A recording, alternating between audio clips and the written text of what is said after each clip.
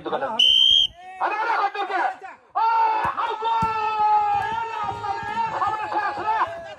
সর্বনাশ বলে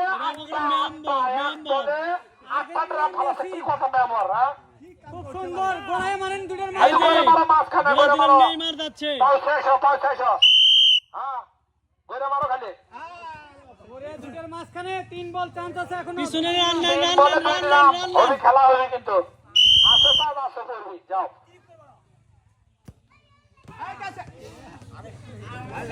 শরীর খুব দুর্বল